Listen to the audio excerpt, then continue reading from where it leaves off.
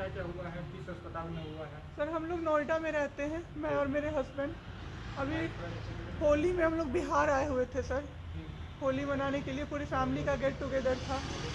9 अप्रैल को मेरे हस्बैंड की तबीयत ख़राब हुई, फीवर हुआ उनको काफ़ी तेज़। हमने कोरोना का 2-2 3-3 बार टेस्ट करवाया, नेगेटिव आया। RT-PCR के लिए दिया तो वहाँ पे भागलपुर में, सर भागलपुर में थे हम लोग, वहाँ पे 1 दिन 2 दिन वेट करते करते 10 दिन तक रिपोर्ट नहीं आया। फिर हमने नोएडा के एक डॉक्टर हैं उनसे कंसल्ट किया, वीडियो कंसल्टेशन से। उन्होंने बोला कि सिटी चेस्ट करवाना है। हम लोग भागलपुर गए और सिटी चेस्ट करवाए तो उसमें उनका इन्फेक्शन आया।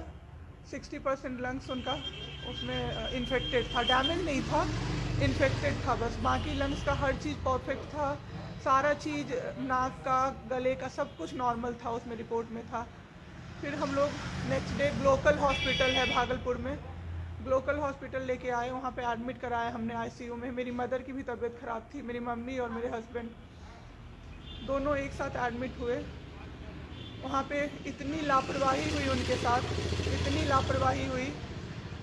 डॉक्टर्स आते थे बस विजिट के लिए, 10 मिनट देख के गए। उसके अलावा जितने भी वहाँ पे नर्स थे, कंपाउंडर्स थे, सारे के सारे जल्लाद थे सर।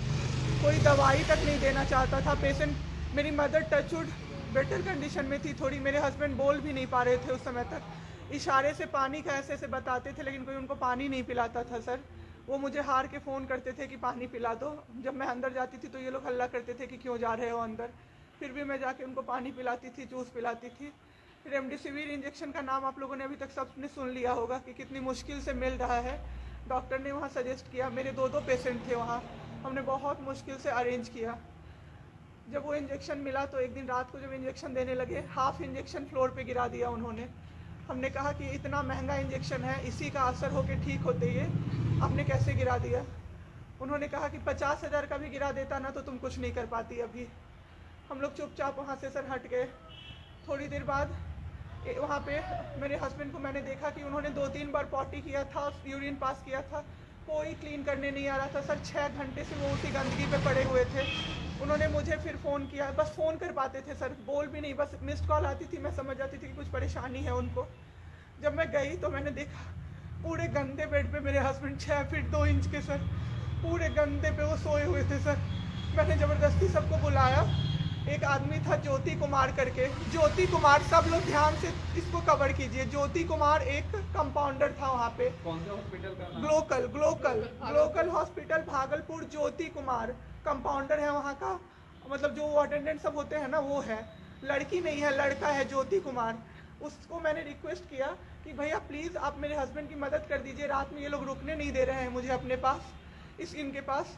उसने बोला ठीक है ज़रूर मदद करूँगा, ये कह के, और मैं अपने हस्बैंड से बात करने लगी, इशारे से ही वो बात कर रहे थे, मैं बोल रही थी। अचानक से मेरा दुपट्टा खिंचाया बहुत ज़ोर से। मैंने सोचा क्या हो रहा है, जब मैंने पीछे मुड़ी तो मेरे कमर पे उस आदमी का हाथ था और मेरा दुपट्टा वो ज्योति कुमार खींच रहा था। मेरी माँ पीछे से चिल्लाई, मेरे हस्बैंड ऐसे ऐसे होने लगे, पूरा पसीना उनको चल गया, कुछ बोल नहीं पा रहे थे वो। जब हम लोग ठीक थे ना, मैं बाहर निकलती थी ना, कोई मुझे ऐसे देखता था ना नॉर्मली ही तो कहते थे आँख निकाल लूँगा, क्या सोच के इसको देख रहे हैं। और मेरे हस्बैंड उस दिन बेड पे पड़े हुए देखते रहे कि मेरी वाइफ का कोई दुपट्टा खींच रहा है। और जब मैंने उस आदमी को देखा ना तो वो मुस्कुरा रहा था। मैंने ऐसे दुपट्टा खींचा और मैं कुछ नहीं बोल पाई डर से कि मेरे हस्बैंड यहाँ पे है, मेरी माँ यहाँ पे है, ये लोग कुछ कर देगा। इस डर से मैं कुछ नहीं बाहर निकली। मैं बाहर निकल के मैं दम से बैठ गई। वो आदमी मेरे पास फिर आया, मुस्कुरा के बोला मैं ध्यान रखूँगा। मैंने बोला ठीक है भैया आप ध्यान रखना। मैंने कुछ नहीं बोला उसको, कुछ भी नहीं।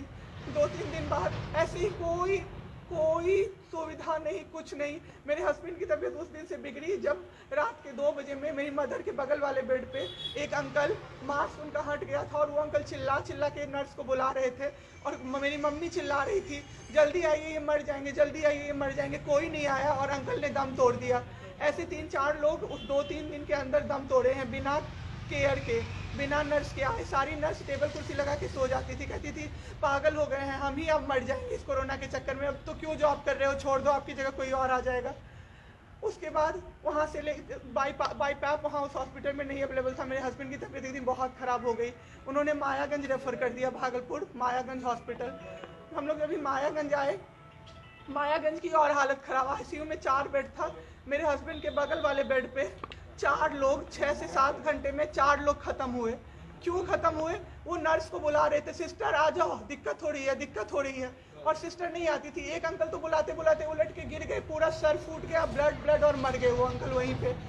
इतना मेरे हस्बैंड डर गए। शाम होते होते मेरे हस्बैंड की तबीयत अचानक से ख़राब होने लगी, पूरा ये सब ड्राई हो गया, एक लेयर वाइट कलर का जम गया उनके ऊपर, बहुत ज़्यादा तबीयत ख़राब हो गई। हम लोगों को समझ में नहीं आ रहा था कि हो क्या रहा था।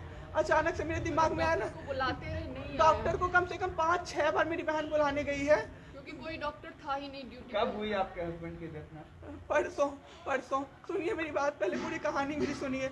मेरी बहन 5 बार 6 बार गई है बुलाने डॉक्टर को मायागंज में, तो डॉक्टर क्या कह रहे हैं, यार रात में भी सोने नहीं दोगे, रात में भी सोने नहीं दोगे। जब हमने देखा जाके सर, तो लाइट ऑफ, इमरजेंसी के नाइट डॉक्टर्स का लाइट ऑफ, और सब नीचे बिछा के मूवी देख रहे हैं और सो रहे हैं, और दरवाज़ा तक नहीं खोला सर।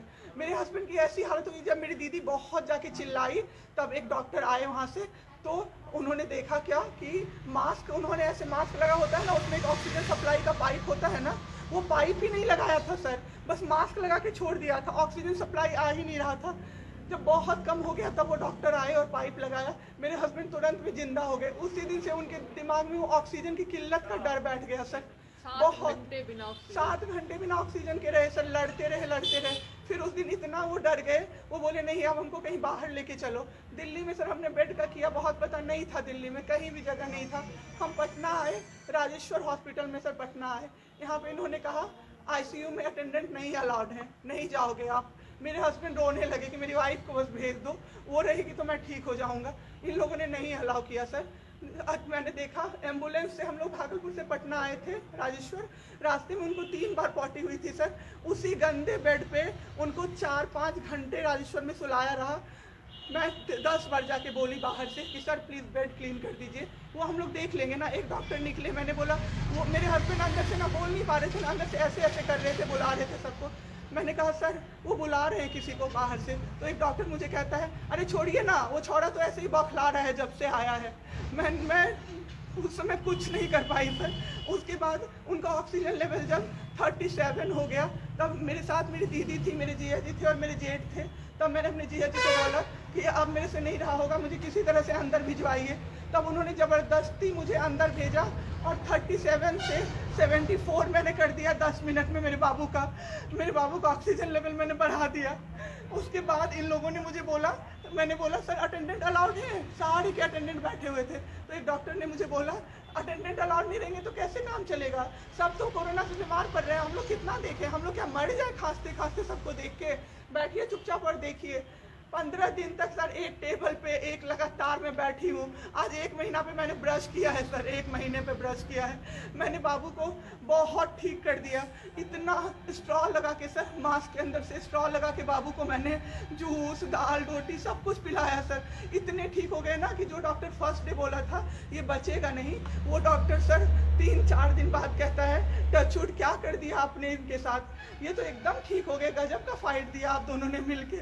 मुझे क्या पता था कि मैं फाइट दे रही हूँ और ये लोग मेरे बाबू को ख़त्म कर देंगे। इतना ऑक्सीजन का किल्लत सर, मेरा बाबू डर गया बहुत ज़्यादा। ऑक्सीजन सिलेंडर देखता था और कहता था हाँ वो ख़त्म हो जाएगा, वो ख़त्म हो जाएगा। मैं कहती थी नहीं ख़त्म होगा बाबू। 1.5 घंटे के लिए सर ऑक्सीजन सप्लाई बंद रहता था। बाद में हमें पता चला ये लोग ब्लैक मार्केटिंग कर रहे हैं अंदर में ऑक्सीजन सिलेंडर का। जो अस्पताल वाले हैं ना, वो ऑक्सीजन सप्लाई बंद कर देते थे ताकि बेचैन होके लोग खरीदें उन्हीं से। हम भी खरीदे सर, मैंने भी खरीदा, क्या करते हमें भी तो चाहिए था। परसों सर सुबह में हमारे पास एक ही सिलेंडर था, पाइपलाइन बंद हो गया। मेरे हस्बैंड को पाइप लगा हुआ था, उनको 2 सिलेंडर से जाना था, एक ही सिलेंडर था। सिलेंडर मांगते मांगते कहीं नहीं मिला सर, मेरे हस्बैंड ख़त्म हो गए सर। मेरा बाबू चला गया हमको छोड़ के।